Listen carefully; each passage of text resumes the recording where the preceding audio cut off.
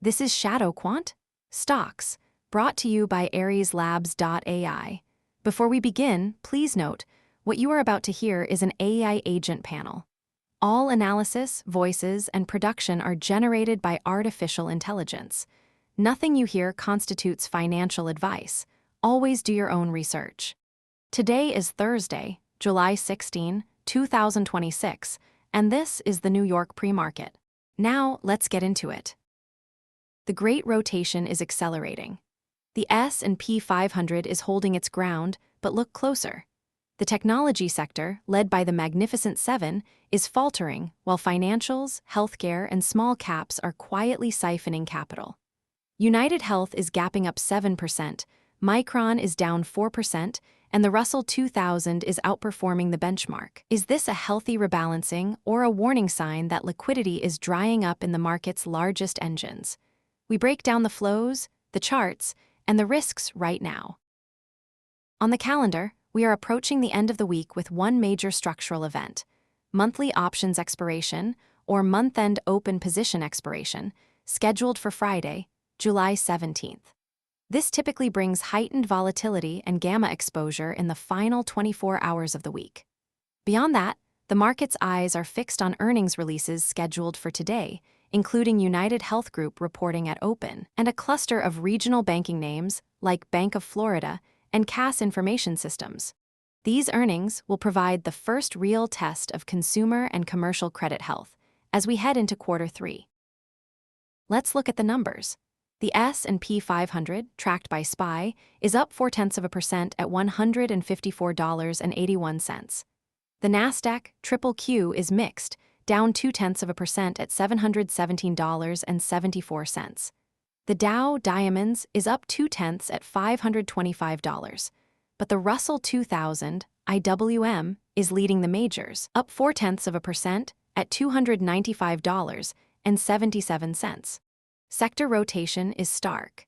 Communication services are up 1.7%, financials are up 0.2%, while technology is down 1.1% and utilities are off more than 1%. Three headlines are driving today's action. First, United Health Group is rallying 7% in pre-market trading. Second, Micron Technology is down 4.6% as it signs deals for AI-powered auto chips, yet the market is selling. Third, Astroscope ASTS is gapping down 12.6%. Let's get the read from the floor. Pulse, how is the crowd reacting to this tech pullback?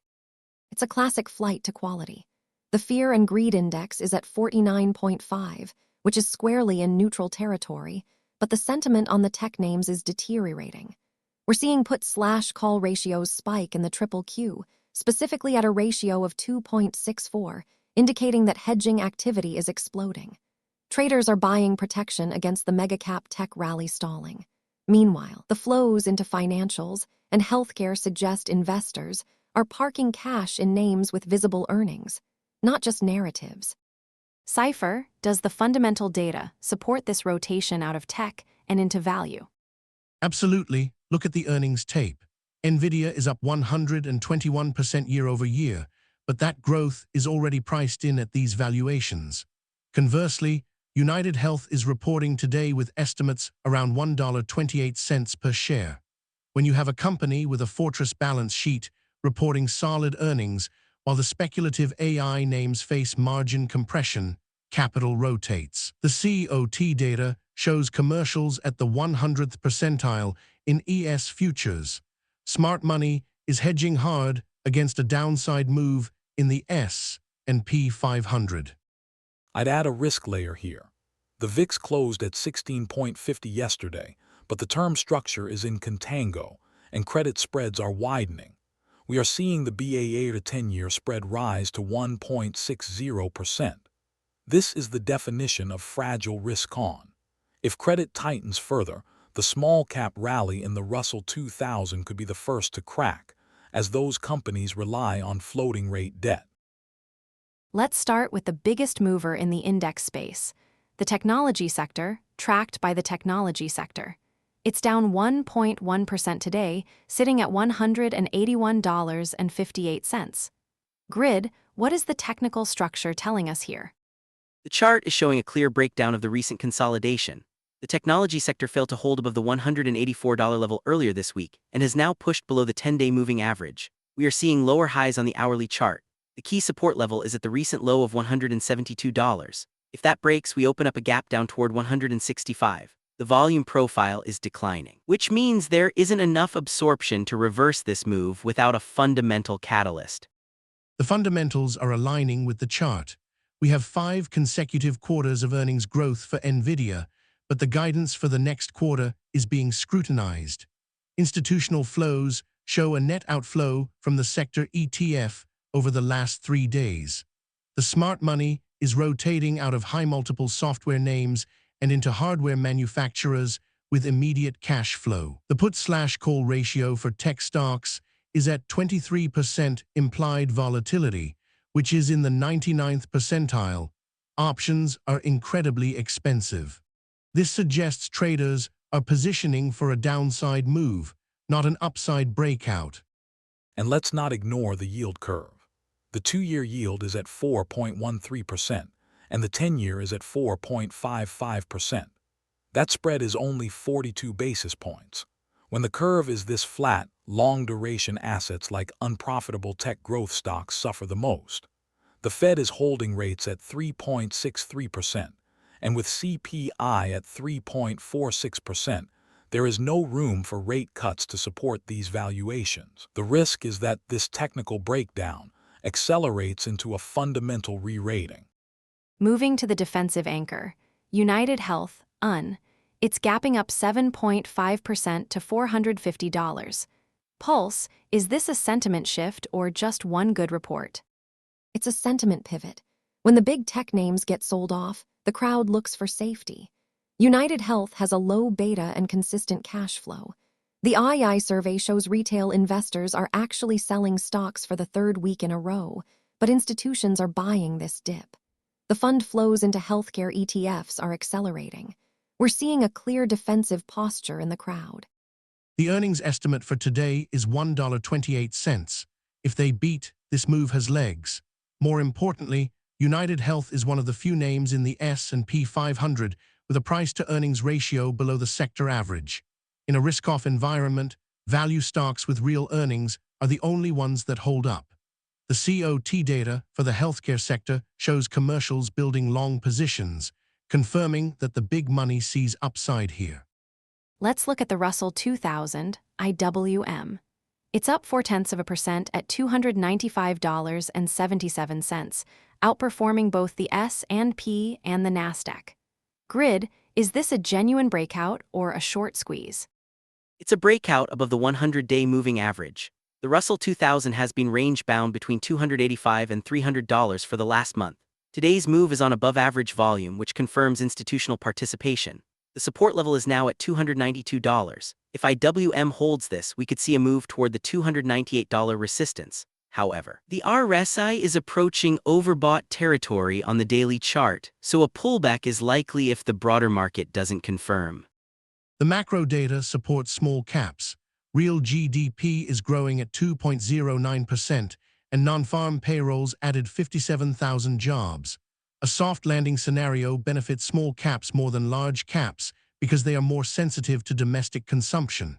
The trade-weighted dollar index is down 2.25% week over week, which helps exporters.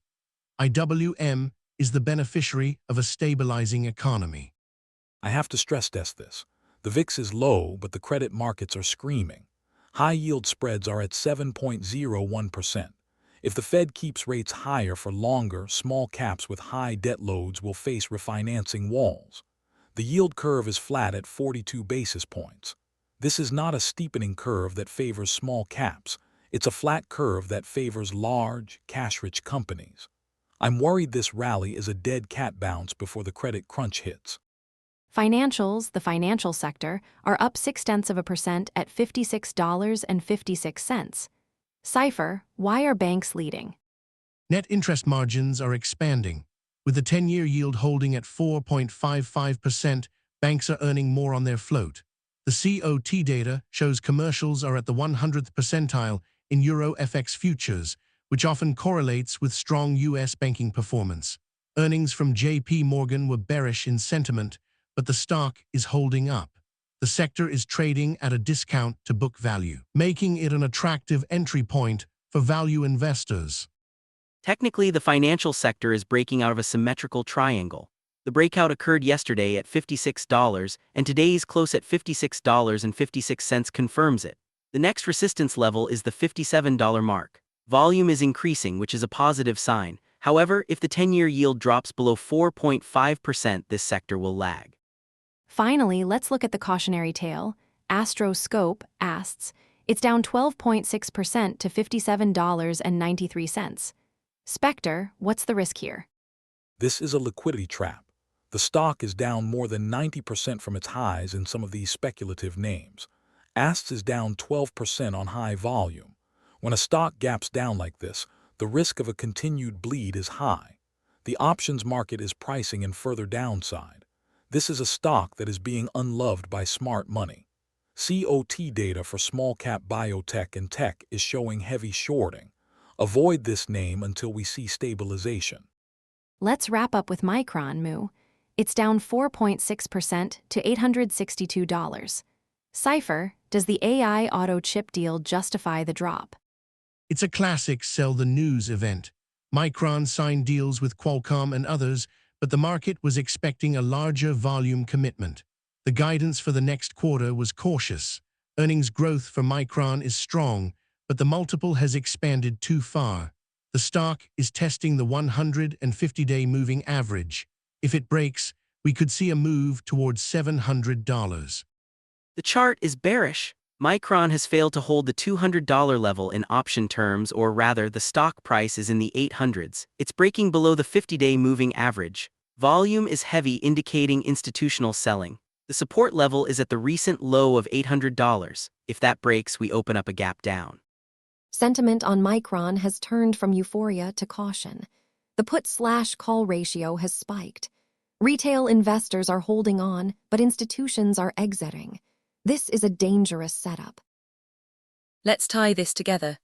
Grid flagged that the technology sector is breaking down technically below $181, and CIPHER confirmed that institutional flows are rotating out of high-multiple tech into value.